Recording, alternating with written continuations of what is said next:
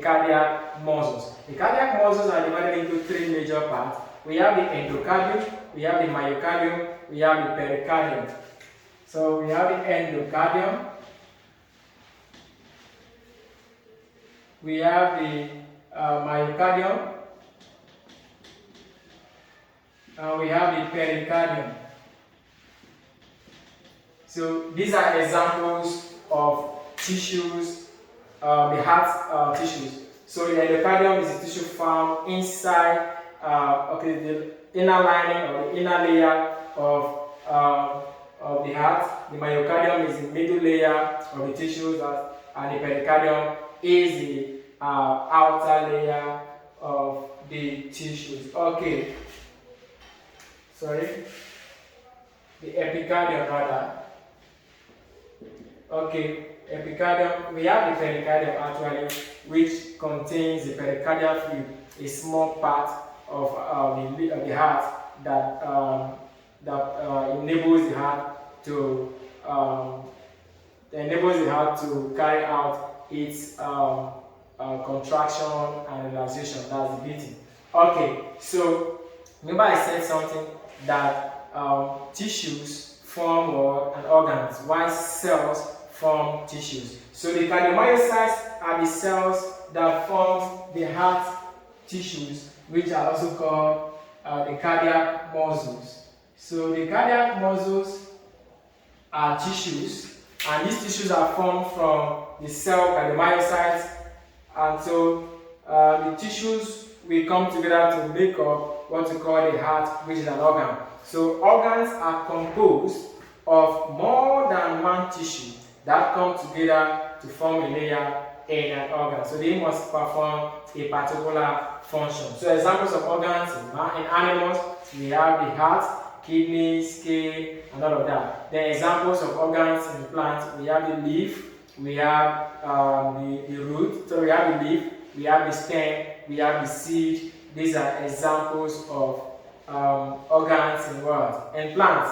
And finally, which is the last stage, we have the system stage. Now, systems are formed from group of organs. They may not necessarily be similar, and they don't form a layer. These organs, some of them are far apart from each other, but they perform the same function or the same role. And so group of organs make up the tissue. So group of organs that perform a particular function make up what we call, the system rather. Okay, so for example, I'm going to mention some organs and you can easily guess the system they belong to. So the mouth, the esophagus, the stomach, the duodenum, which is the first part of the small intestine, the appendix, the jejunum, the large intestine, all make up a system called the digestive system. But you may agree with me that these organs don't really form a mass or a layer in an organism, and they may not necessarily be similar, and some of them are even far apart from each other. So systems are formed from organs that perform a particular function. So another example, I may have the nostril, the pharynx, the larynx, the trachea, the bronchi, the bronchioles, all make up, the alveoli, all make up a system called the respiratory system. So these are organs. So just like the first illustration I gave, when we are able to understand that different hamlets, group of hamlets form a village, and then group of villages or several villages we form a town, and then group of towns will form a city. Okay, so we say hamlets, a group of hamlets or more than one hamlet may form a village, and several villages form towns, several towns will form a city. So group of cells will form tissue, group of tissues form organs, group of organs will form system. Like I said, there are some organisms that exist at the tissue stage. The hydra is an example of an organism that exists at the tissue stage. Okay, and so back to the cell. We say the cell is the simplest form in which life exists, meaning that some organisms are only composed of the cell. But these organisms that are composed of the cells, my question is, will they have tissues, organs, or system? Okay, they may not have or will not have tissues, organs, or system because they have just one cell. Because for an organism to have organs, that organism must have tissues. And for an organism to have tissues, the organism must have more than one cell. So unicellular organisms have just one cell. So because of that, they will not have tissues, organs, and what? And system. So the amoeba, for example, is a typical example of the unicellular organism. The amoeba, can the amoeba feed? The answer is yes. Can the amoeba reproduce? The answer is yes. Can the amoeba excrete? The answer is yes. Can the amoeba respirate? The answer is yes. Can the amoeba adapt to its environment? The answer is yes. Can the amoeba respond to stimuli? The answer is yes. But the amoeba can feed despite not having mouth. The amoeba can respirate despite not having a respiratory organ. Why? Okay, so amoeba does not have organ, does not have all these, but the amoeba can respirate. So what does that tell you? It tells you that a cell is enough to carry out all these life functions. So it tells you that what is actually carrying out these life functions is a cell. So with a cell, an organism can actually survive or stand. So the cell is the simplest form in which life exists. So an organism, so what differentiates living thing from non-living thing, like I said in the previous class, is just the cell. So this my marker pen will not carry out any life function because of the absence of a living cell. Why? Anything that has a living cell should be able to carry out all, not some, all the characteristics of life, despite not having vital tissues, organs, and systems. So the cell is what is needed in order to carry out all these life functions. Okay, so let us take a small recap. Our topic is the evolution of life, and we said something. We said that there are 4 stages of evolution of life. The second one is dependent on the first one. The third one is dependent on the second and on the first one. The fourth one is dependent on the first, second, and third. Meaning that there won't be this stage without this stage. There won't be this stage without this stage. There won't be this stage without this other stage. Okay, so the cell. The cell is the first stage. It is the basic unit of life. So it is the simplest form in which life exists. And then we say that different cells come together to form a tissue. So let's take an example of a cell in the body, and then let's use the cells that make up the heart, which is an organ. Cells of the heart are called cardiomyocytes.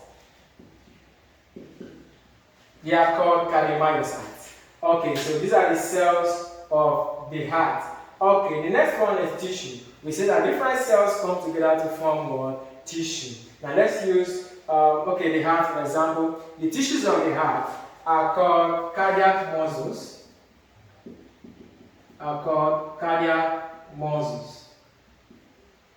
Okay, and the cardiac muscles are divided into 3 major parts. We have the endocardium, we have the myocardium, and we have the epicardium. Okay, so these are the 3 major parts of the cardiac muscle. I can still write it. So we have the endocardium, which is the inner part. We have the myocardium,